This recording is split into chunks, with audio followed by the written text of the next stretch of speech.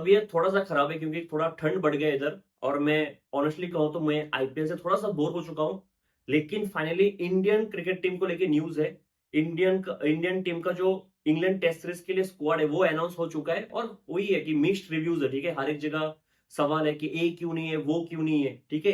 लेकिन मैं आपको एक चीज़ समझाता हूँ, ठीक है? जब भी कोई स्क्वाड अनाउंस होता है, कोई बड़े सीरीज़ के लिए या फिर टूर्नामेंट के लिए, चाहे वो बीजीटी हो, चैंपियंस ट्रॉफी हो, वर्ल्ड कप हो, 2 सेट ऑफ क्वेश्चन होते हैं यूजुअली स्क्वाड देखने के बाद।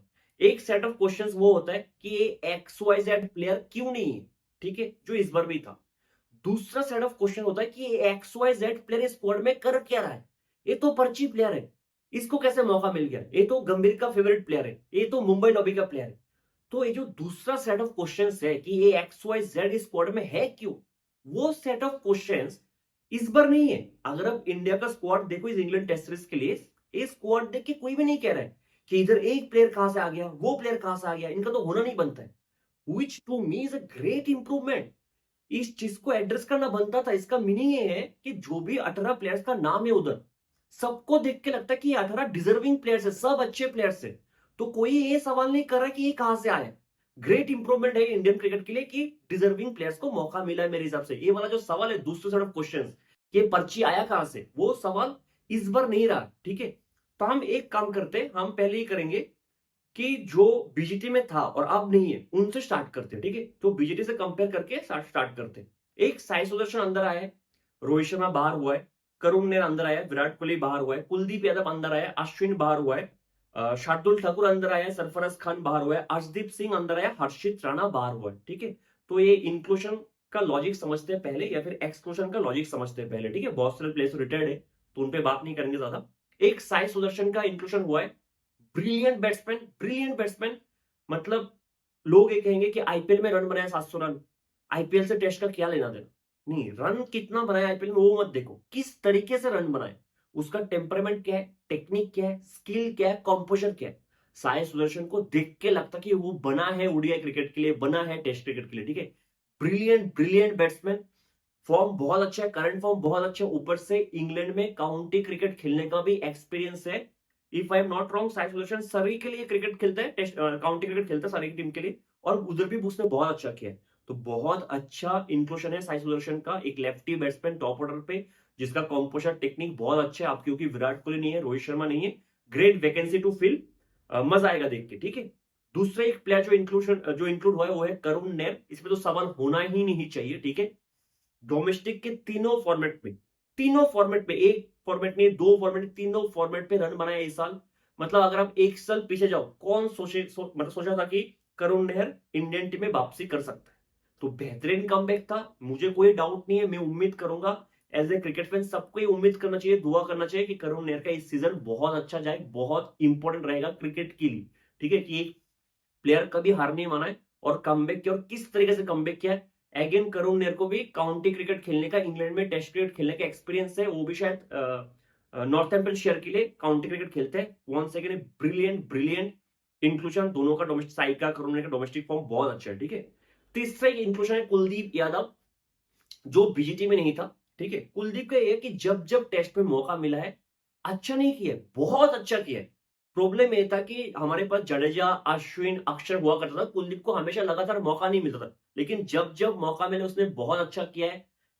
अब एक सवाल लोग कर सकते हैं कि अगर कुलदीप इतना ही अच्छा है तो बीजीटी में क्यों नहीं था? क्योंकि बीजीटी में हमारे 3 स्पिनर थे, जडेजा, वाशी और अश्विन। और जब अश्विन गया तो अश्विन का रिप्लेसमेंट आया था तनुष कोटियन। मतलब तनुष कोटियन हमारा थर्ड प्रायोरिटी था as a spinner in BGT Ashwin के जाने के बाद। तो अभी तनुष कोटियन कहां चला गया, ये सवाल हो सकता है। थोड़ा सा इलॉजिकल क्वेश्चन है अगर कोई ये सवाल करता है तो, क्योंकि जब अश्विन गया तनुष इसलिए आया, एक तो लाइक टू लाइक रिप्लेसमेंट है, दूसरा अश्विन की बैटिंग को हम मिस ना करें तो तनुष कुटियन को लेकर आए थे, क्योंकि तनुष कुटियन भी बहुत अच्छा बैट्समैन है। लेकिन अब क्योंकि स्क्वाड में, इंग्लैंड वाले स्क्वाड में एक बैट्समैन हमने ऑलरेडी, ऑलराउंडर हमने ऑलरेडी इंक्लूड कर लिया शार्दुल ठाकुर के रूप में, तो हमें बैट्समैन की चिंता नहीं करना है। तो हमारा कॉम्बिनेशन मेरे से परफेक्ट है। हमने एक जडेजा को ले लिया लेफ्ट आर्म ऑर्थोडॉक्स, एक हमने right handed off spinner Washington सुंदर को ले लिया जो बैटिंग बॉलिंग दोनों कर सकता है। फिर हमने एक रिस्ट स्पिनर ले लिया, और कुलदीप का रिकॉर्ड इंग्लैंड के बैट्समैन के साथ बहुत अच्छा है, हर एक फॉर्मेट में अच्छा है। कुलदीप को हाथ से पिक नहीं कर पाते ये लोग। तो brilliant choice again Kuldeep Yadav, मेरे हिसाब से जस्टिफाइड है उनका उसका इंक्लूजन। जो चौथा इंक्लूजन है वो है अर्शदीप सिंह, मतलब मेड इन इंडिया कॉल है, टेस्ट कॉल है। आप लोग बहुत खुश होंगे, बहुत लोग बहुत पहले से कह रहे थे कि अर्शदीप का टेस्ट में होना चाहिए, मैं भी बहुत खुश हूं। मतलब मैं इसलिए ज्यादा खुश हूं, अर्शदीप का स्विंग, ऊपर से इंग्लैंड की कंडीशंस, मतलब मैच मेड इन हेवन है। ओवरकस्ट कंडीशन में जब अर्शदीप नया बॉल के साथ भागेगा, अगर खेलने का मौका मिला तो मतलब देखने में मजा आएगा, ठीक है। एक इधर ये सवाल है कि इयाजदल ने खराब क्या किया था, मैं इसको एड्रेस करना चाहूंगा, क्योंकि इयाजदल आपको याद होगा बांग्लादेश वाले सीरीज पे मेन स्क्वाड का पार्ट था। तब तो आर्शदीप भी फिट था, तब आर्शदीप क्यों नहीं था स्क्वाड का पार्ट? फिर इयाज दयाल आपके बीजीटी का भी बैकअप में था, और फिर उसको रोक के उसको एज ए नेट बॉलर भी यूज किया बीजीटी में। तो लग रहा था कि Yash Dayal left arm swing bowler में टेस्ट क्रिकेट में ऊपर है, रेड बॉल में आर्शदीप से ऊपर, क्योंकि वही चल रहा था पिछले 6-7 महीने में। अचानक आर्शदीप कहां से आ गया? क्या बीजीटी की बात, रेड बॉल क्रिकेट में इयाजदल ने कुछ गलत किया, या फिर आर्शदीप ने कुछ ज्यादा ही अच्छा किया? तो उसका रिजल्ट नहीं मिलेगा आपको, मतलब उस क्वेश्चन का आपको आंसर नहीं मिल सकता, ठीक है। इयाजदल ने कुछ खराब नहीं किया। अगर आप 100% इंडियन सिलेक्शन कमेटी को डिकोड कर लोगे, तो फिर वो इंडियन सिलेक्शन कमेटी कहां नहीं जाएगा, ठीक है। तो हमेशा आप डिकोड नहीं कर पाओगे। मैं बस इतना कहना चाहूंगा कि इयाजदल को क्लेरिफाई करना बहुत जरूरी है, कि बीसीसीआई क्लेरिफाई करे कि वो क्यों नहीं है, जो इतने टाइम से आपके स्कीम ऑफ थिंग्स में थे, अचानक बिना परफॉर्मेंस का, बिना खेले आप कैसे उसको बाहर कर सकते हो? एक सवाल जरूर होना चाहिए। लेकिन अर्शदीप के साथ मैं बहुत खुश हूँ, बहुत अच्छा इंक्लूजन है, पहले हो जाना चाहिए था, बट इट्स गुड, और मैं उम्मीद करता हूँ उसको मौका मिले तो वो बहुत अच्छा करे, ठीक है। फिर जो लास्ट इंक्लूजन है स्क्वाड में वो है लॉर्ड्स का lord Shardul Thakur, one of my most favourite test ball cricketer, बनता ही था। पूरे बीजीटी में मैंने कहा था जब स्क्वाड अनाउंस होता बीजीटी का, कि शार्दुल ठाकुर को आप लेके नहीं जा रहे हो, आप गलत कर रहे हो, आप गलत कर रहे हो। और मैंने बीजीटी के बाद भी कहा था one of the main reason India BGT में हार गया था, शार्दुल ठाकुर था one of the main reason, जो कोई बात नहीं करता है। डोमेस्टिक के परफॉर्मेंस बहुत अच्छा है, बैट से बहुत अच्छा है। मतलब if I am not wrong 400 के ऊपर रन बना के बैठे इस रणजी में, 20-22 विकेट भी है। जब जब मैं देख रहा था, जब मुंबई फंसा हुआ है, आके सेंचुरी मार रहा है, आके हैट्रिक ले रहा है, सब कुछ शार्दुल ठाकुर कर रहा है। शार्दुल ठाकुर के आने से ये हो गया है कि जो आपका जो फोर्थ बॉल पेसर का प्रॉब्लम था बीजीटी में, कि एक एंड से बुमराह बहुत अच्छा कर रहा है, एक एंड से सिराज बहुत अच्छा कर रहा है, जैसे उनका स्पेल खत्म हो गया, क्योंकि आप स्पिनर्स को दे नहीं पा रहे थे बीजीटी में, तो जैसे नीतीश कुमार रेड्डी आता था वो रन लीक होता था, है ना। हमारा रन रेट, मतलब जो ट्रेविस हुआ करता था उस मिडिल फेज में, या फिर जो भी बाकी बैट्समैन, वो लोग बहुत जल्दी रन बनाते थे हमारे फोर्थ पेसर के अगेंस्ट।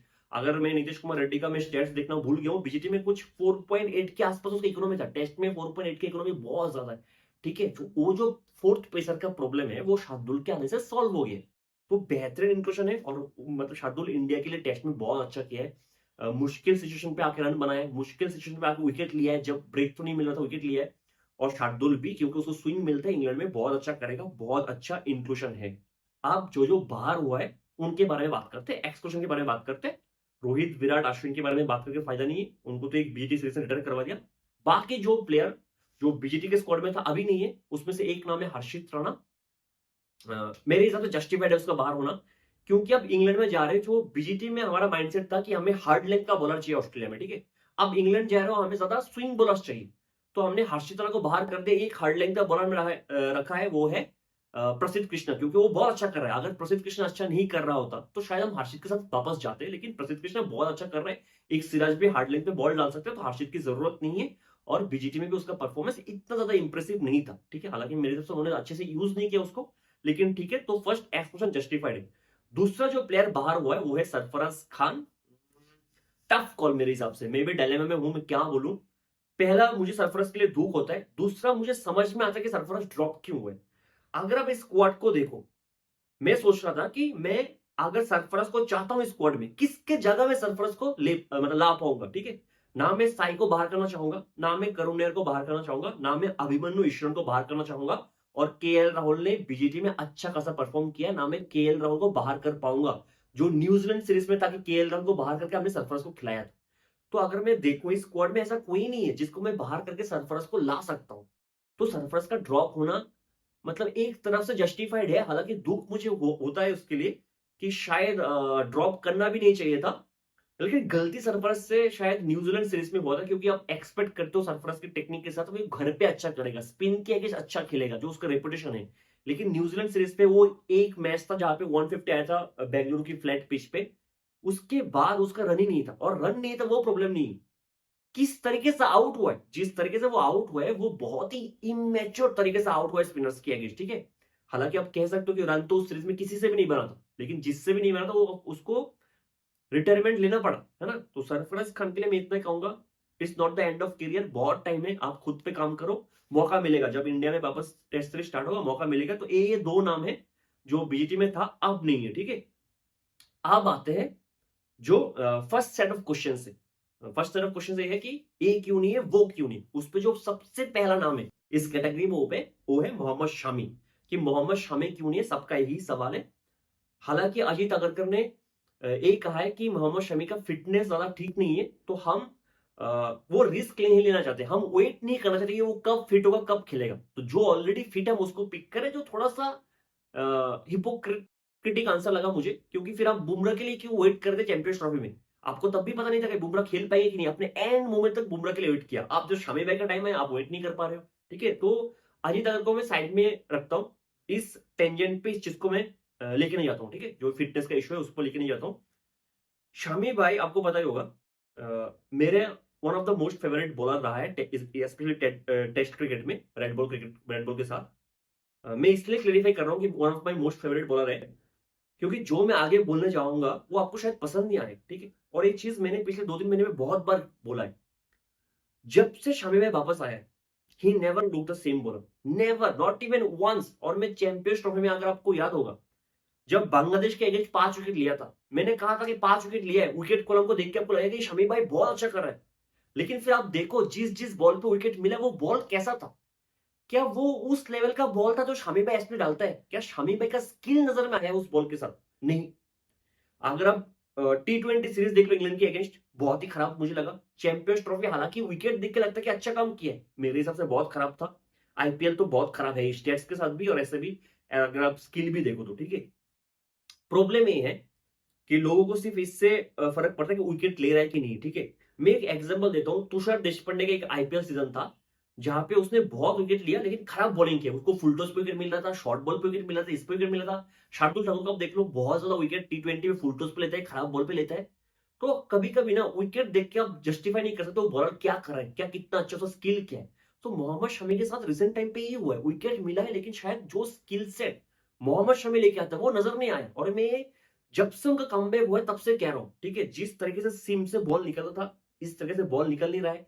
आईपीएल में मैंने जो एक चीज नोटिस किया, जो सीम पोजीशन स्ट्रेट पकड़ते थे मोहम्मद शमी, वो अब थोड़ा सा साइड करके पकड़ते हैं, मतलब स्विंग ढूंढ रहे हैं। मोहम्मद शमी ज्यादा स्विंग पे रिलाई नहीं करते, वो सीम पे रिलाई करते हैं। जो सीम स्ट्रेट होके बहुत एंड तक स्ट्रेट होके जाके पिच्ड होता है, वो कॉन्फिडेंस शमी पे भी है ही नहीं। फिर बहुत ज्यादा स्लोअर वंस पे भी आ गया, अगर T20 में देखो, ओडीआई में देखो, बहुत ज्यादा स्लोअर वंस पे आ गया, ठीक है। तो जस्टिफाइड है मेरे हिसाब से, ठीक है। क्योंकि एक फिटनेस का इशू है, जो रिदम है मोहम्मद शमी का वो सेम रिदम में नहीं है। सॉरी टू से दिस, आपको बुरा लग सकता है, मुझे मोहम्मद शमी के लिए इसलिए बुरा लग रहा है, टीम में नहीं इसलिए नहीं कि वो प्लेयर इंजरी के बाद कमबैक नहीं कर पा रहा है, उसलिए बुरा लग रहा है मुझे, ठीक है। अगर आप रनअप भी देखो, रनअप सेम नहीं है, रनअप से पता लग रहा है कि सेम बॉलर नहीं रहा है मोहम्मद शमी, ठीक है। हालांकि मैं उम्मीद कर रहा था कि इस सीरीज में हो, क्योंकि इंग्लैंड में एक ऐसा चीज है ना कि अगर आप में 30% स्किल है और आप इंग्लैंड में जाके बॉलिंग करोगे, कंडीशन ऐसा रहता है कि जो 30% अगर आप डालोगे, आप एज ए बॉलर 60% नजर आओगे कंडीशन की वजह से, ठीक है। तो मैं चाहता था कि मोहम्मद शमी खेले, अगर इंग्लैंड में जाके अच्छा करता, विकेट मिल जाता, तो उनको थोड़ा बहुत सेल्फ बिलीफ मिलता, थोड़ा बहुत कॉन्फिडेंस आता कि नहीं मेरे में है वो बात, मैं कर सकता हूं। अब नहीं है तो कुछ कर नहीं सकते। तो मोहम्मद शमी पहला नाम है उस सेट ऑफ क्वेश्चंस में कि शमी क्यों नहीं है, मेरे हिसाब से ऑलमोस्ट जस्टिफाइड है क्यों नहीं है। जो दूसरा नाम है इस सेट ऑफ क्वेश्चंस में, वो है, I love this guy, Shreyas Iyer. मैं श्रेयस अय्यर से obsessed to be very honest. मैंने डोमेस्टिक में इतने सारे कैप्टन को देखा है, मतलब बहुत टाइम से, ठीक है। चाहे वो अश्विन का कैप्टनसी हो, चाहे वो अभिमन्यु ईश्वरन, मयंक अग्रवाल, मनीष पांडे, शुभमन गिल, ऋतुराज गायकवाड़, रिसेंट टाइम से मैंने इतने सारे कैप्टन को देख लिया, ठीक है। कोई भी श्रेयस अय्यर जैसा मुझे नहीं लगता। अब मुझे नहीं पता कि मैं बहुत ज्यादा प्यार करता हूँ श्रेयस अय्यर पे, इसलिए मुझे ऐसा लगता है। टू बी वेरी ऑनेस्ट, लोग एज ए कैप्टन को कैसे जज करते हैं, कौन अच्छा कैप्टन है। लोगों को लगता है कि अगर ये जीत गया कोई ट्रॉफी तो ये अच्छा कैप्टन है, हार गया तो खराब कैप्टन है। ऐसा नहीं होता है, ठीक है। आप सोचते हो कि वो बॉलिंग रोटेशन कैसे करता है, फील्ड सेट कैसे रखता है, वो उस मोमेंट पे, उस सिचुएशन पे वो क्या सोचता है, क्या डिसाइड करता है। जो श्रेयस अय्यर में एक बात है ना, मैं सही से एक्सप्लेन नहीं कर पाऊंगा, समझा नहीं पाऊंगा आपको। श्रेयस अय्यर में वो बात है, वो कुछ तो अलग बात है, कुछ तो अलग करता है वो। जो अगर दिलीप ट्रॉफी देखा तो मुझे ऐसा लगा, मैंने शायद मुस्तक अली देखा तब मुझे ऐसा लगा कि कुछ अलग करता है श्रेयस अय्यर यार, जो आप एक्सप्लेन नहीं कर पा रहा हूं मैं, ठीक है। हाँ, टेस्ट में नहीं है, शायद श्रेयस अय्यर का लास्ट टेस्ट सीरीज इंग्लैंड के अगेंस्ट था जो घर में हुआ था, जहां पे बैट से परफॉर्मेंस नहीं आया। मैं मानता हूं कि डोमेस्टिक में इस सीजन में हर एक फॉर्मेट पर उसने रन बनाए। मैं मानता हूं कि शॉर्ट बॉल के अगेंस्ट उसका जो प्रॉब्लम था वो चला गया, बहुत अच्छा हो गया है। लेकिन एक जो चीज है ना, मैं आपको समझाता हूँ श्रेयस अय्यर के बारे में, क्योंकि मैंने उसका दिलीप ट्रॉफी में एक सेंचुरी देखा, मैंने रणजी में उसका एक सेंचुरी देखा। रन तो बना रहा है, लेकिन जो टेम्परामेंट, टेक्निक या फिर स्किल चाहिए ना, जो देख के लगता है कि ये बैट्समैन तैयार है टेस्ट क्रिकेट के लिए, वो शायद श्रेयस अय्यर में नहीं है। रन आ रहा है, हालांकि रन बनाना अलग चीज है। अब मैं कैसे समझाऊं आपको ये चीज कि श्रेयस अय्यर में क्या कमियां नजर आ रही है। मान लो एक टेस्ट बैट्समैन, आपको कब पता चलेगा कि टेस्ट में अच्छा करेगा? बाहर जाने वाले बॉल पे वो अच्छा करता है ना? उसको पता है कौन सा बॉल में छोड़, कौन सा बॉल कैसे छोड़ना है, कैसे फुटवर्क होना चाहिए। अंदर आने वाले बॉल से एक अलग टेक्निक होना चाहिए, कैसे आप अंदर आने वाले बॉल को मैनेज करते हो। तो दोनों में एक सिमेट्री होना चाहिए। वो जो एक सिमेट्री है ना टेस्ट बॉल क्रिकेट में बैटिंग पे, वो श्रेयस अय्यर पे अभी के लिए मिसिंग है। मैं मानता हूँ वो रन बना रहा है, लेकिन वो सिमेट्री, वो जो कहते हैं ना कि देखने में मजा आ गया, क्या टेक्निक है, जो हम साई सुदर्शन के लिए बात कर रहे हैं, जो हम शुभमन गिल के लिए कहते हैं, जो हम केएल राहुल के लिए कहते हैं, वो श्रेयस अय्यर में अभी तक नहीं आया। तो शायद जो सिलेक्शन कमेटी, उनको वो ट्रस्ट नहीं है श्रेयस अय्यर पे, वो बैट से अच्छा कर पाएगा इंग्लैंड में। लेकिन मैं श्रेयस अय्यर के फैंस को इतना ही कहना चाहूंगा, मैं खुद उसका बहुत बड़ा फैन हूं, कि आप दुआ करो वो आईपीएल जीते। श्रेयस अय्यर का आईपीएल जीतना इसलिए इंपॉर्टेंट है, ऐसा नहीं कि आईपीएल मैटर करता है, लेकिन अगर श्रेयस अय्यर आईपीएल जीतेगा ना, वो इंडियन क्रिकेट के लिए बहुत बहुत इंपैक्ट डाल के जाएगा। मैं ज्यादा बात नहीं करूंगा, मैं बस इतना कहूंगा, श्रेयस अय्यर का आईपीएल जीतना इंडियन क्रिकेट के लिए मैटर करता है, और मैं चाहता हूं श्रेयस अय्यर इस साल आईपीएल जीते एज अ कैप्टन। बहुत मैटर करता है, इंडियन क्रिकेट एक बेटर हैंड्स में होगा अगर श्रेयस अय्यर आईपीएल जीतते। तो टेस्ट क्रिकेट से श्रेयस अय्यर को दूर रखना अभी के लिए, मतलब इतना सही डिसीजन नहीं है, लेकिन गलत डिसीजन भी नहीं है, टू बी वेरी ऑनेस्ट, ठीक है। थर्ड, इस कैटेगरी में जो और एक नाम है, जो लोग कह रहे हैं कि वो क्यों नहीं है, वो है Akshar Patel. Once again one of another favourite player of mind. Akshar Patel का ये है कि उसने कभी खराब नहीं किया टेस्ट। मैंने खराब करते तो नहीं देखा उसको रिसेंट टाइम में, ठीक है। एक टाइम था, मतलब जो रिसेंट कुछ टाइम से टेस्ट में हमारे टॉप ऑर्डर्स की बैट्समैन रन बनाते ही नहीं थे, ठीक है। तो हमारा बैट्समैन का पूरा जो जिम्मेदारी था वो था जडेजा, अश्विन, अक्षर पटेल पे। और अक्षर पटेल ने हर एक सिचुएशन पे, हर एक पोजीशन पे आके बहुत अच्छा बैटिंग किया है, और अब तो ओडीआई में अच्छा कर रहे हैं, टी20 में अच्छा कर रहे हैं। बैट से, बॉल से अक्षर ने कभी कुछ खराब नहीं किया है।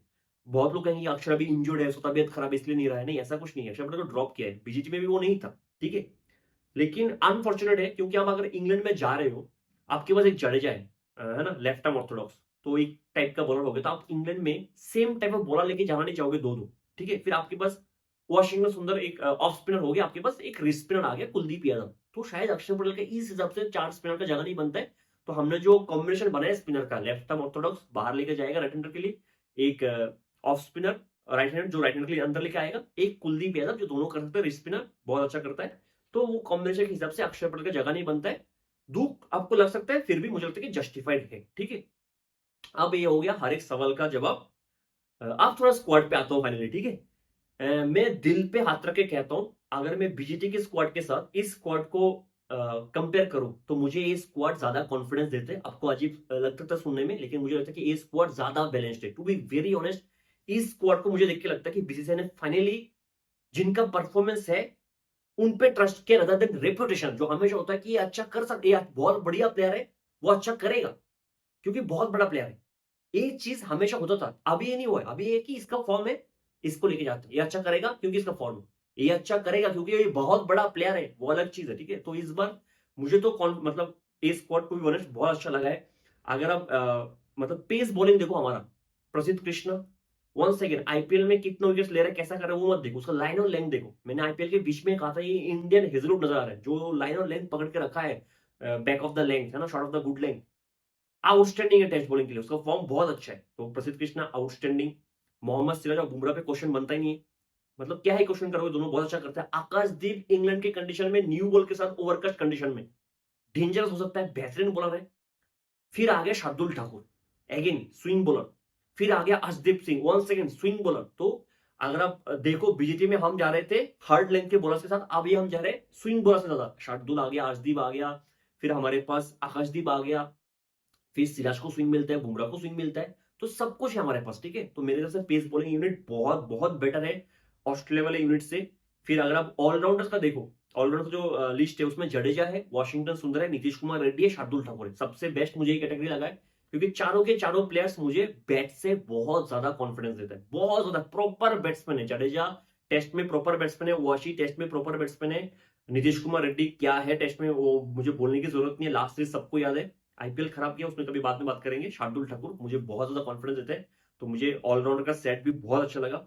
फिर बैटर्स जो है हमारे पास, जसवंत जिसका पहला सीरीज था बीजीटी, क्या गया है, बोलने की जरूरत नहीं है। केएल राहुल बहुत अच्छा बैट्समैन है। मैं राहुल के बारे में ज्यादा बात नहीं करूंगा, नो कमेंट्स, क्योंकि जब जब मैं राहुल से एक्सप्रेशन रखता हूँ वो डिसअपॉइंट करता है, लेकिन मैं उम्मीद करता हूँ अच्छा करे।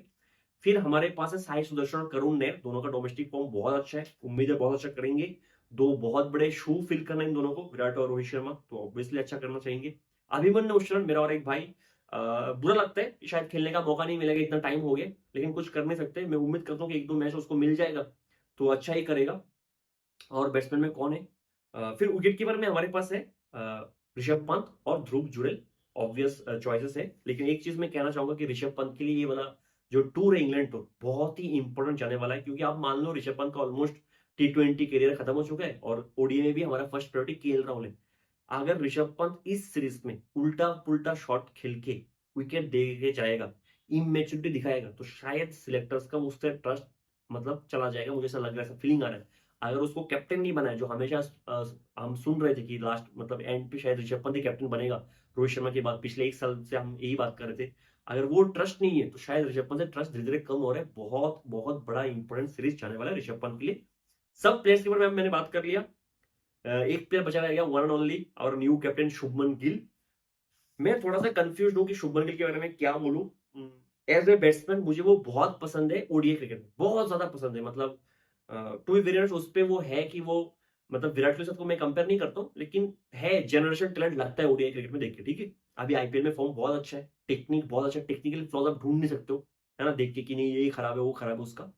लेकिन टेस्ट में अभी तक बैटिंग से मुझे वो कॉन्फिडेंस दिया नहीं है उसने, to be very honest. India में फिर भी वो अच्छा करता है, लेकिन बाहर का जो रिकॉर्ड है सेना कंट्रीज में वो बहुत ही खराब है, ठीक है।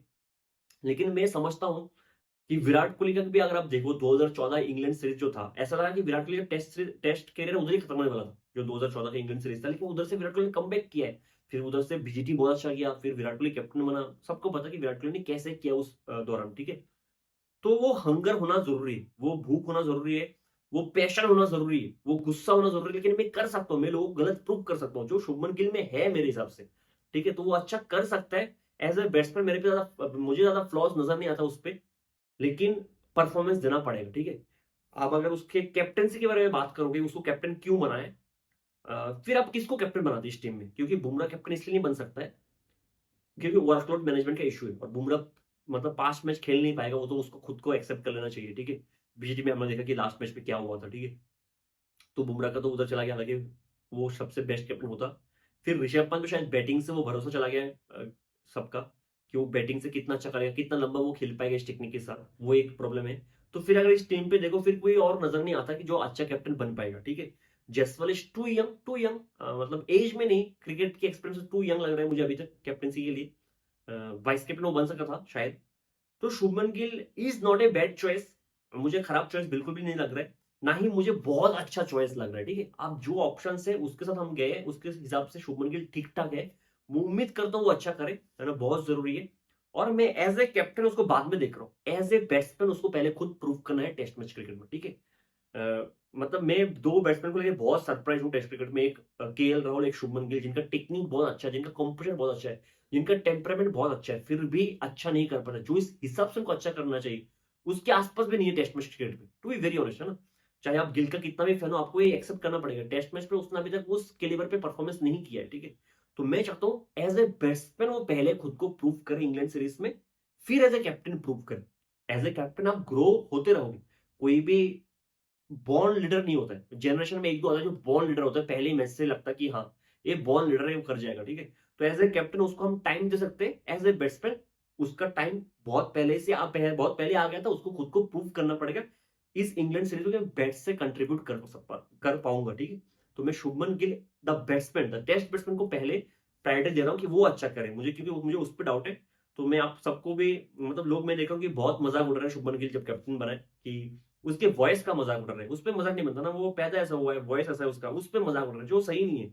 आप किसी प्लेयर के शक्ल से उसके वॉइस से उसका मजाक नहीं उड़ा सकते, उसको क्रिकेट का मजाक उड़ाओ, उसके ऑन फील्ड बिहेवियर का मजाक उड़ा सकते हो आप कि वो ऑन फील्ड बिहेवियर खराब है, ये है वो है, ये सब फालतू की बातें हैं। ठीक है, तो इतना हेट नहीं मिलना चाहिए जो हेट अभी शुभमन गिल को मिल रहा है। मैं टाइम दूंगा, मैं अभी कोई कॉल नहीं लूंगा ना, मैं कहना चाहूंगा कि वो अच्छा है, एज ए कैप्टन अच्छा होगा, या फिर मैं ये भी नहीं कहूंगा, कहना चाहूंगा कि वो खराब होगा। ठीक है, कुछ टाइम देते, ये सीरीज देखते हैं या फिर और 2 सीरीज देखते हैं क्या करता है, फिर समझ में आ जाएगा चीजें। ठीक है, आई एम होपफुल कि वो अच्छा करे, जैसे अजय देवगन ने कहा कि उनको भी, वो भी होप कर रहे हैं कि राइट चॉइस है, मैं भी होप ही कर रहा हूँ, थोड़ा सा टाइम देता हूँ शुभमन गिल को, आप भी टाइम दो, फिर सीरीज की बात करेंगे, है ना, कि गिल कितना अच्छा है। ओवरऑल मुझे स्क्वाड बहुत पसंद आया है। ठीक है, आप अगर इंडिया हार जाएगा इंग्लैंड वाला सीरीज तो आप कहोगे आपको तो पसंद आया था, आपको तो बीजीटी से बेटर लगा था स्क्वाड, फिर हार कैसे गया? तो बीजीटी भी हम हार ही गए थे। ठीक है, और बीजीटी भी हम कैसे हारे, बारिश बारिश की वजह से, वरना हम कितना गंदे तरह से हारते वो हमें भी पता है। ठीक है, लेकिन क्वेश्चन ये है कि मुझे ऐसा लगता है प्लेयर्स सब अच्छे, डिजर्विंग प्लेयर्स को मौका मिला है, सब अच्छे प्लेयर्स है, बस अच्छा परफॉर्मेंस करना है ना। और मैं चाहता हूँ कि सीरीज हार जाए लेकिन बेटर क्रिकेट खेल के हारो, खराब क्रिकेट खेल के मत हारो जो बीजीटी में हुआ है, बेटर क्रिकेट खेल के भी हारना ही हारना होता है। ठीक है, वो हारो कुछ प्रॉब्लम नहीं है, ट्रांजिशन फेज है, हमारे बड़े प्लेयर्स अब नहीं रहे टेस्ट क्रिकेट में, तो एक ट्रांजिशन टीम है, तो थोड़ा टाइम लगेगा, न्यू कैप्टन है, सब कुछ टाइम लगेगा, हमारा कोच थोड़ा टेस्ट में एडजस्ट करने की कोशिश कर रहा है कि टेस्ट क्रिकेट कैसे चलाए। ठीक है, वो गंभीर के लिए भी थोड़ा न्यू ही है ना, टेस्ट कैप्टनसी, अरे टेस्ट के में ये करना, कोचिंग करना, तो सब कुछ नया ही है। ठीक है, मैं उम्मीद करता हूँ अच्छा करें, अगर अच्छा नहीं करेंगे तो हम आशीष नेहरा को बुला लेंगे बीच में कि आप आ जाओ, आपसे होगा, आपके अंडर गिल अच्छा करता है, तो प्रॉब्लम ज्यादा है नहीं। तो मेरे हिसाब से बहुत अच्छा स्क्वाड है, मैं तो खुश हूँ। मिलते हैं अगले वीडियो में, तब तक के लिए जय हिंद।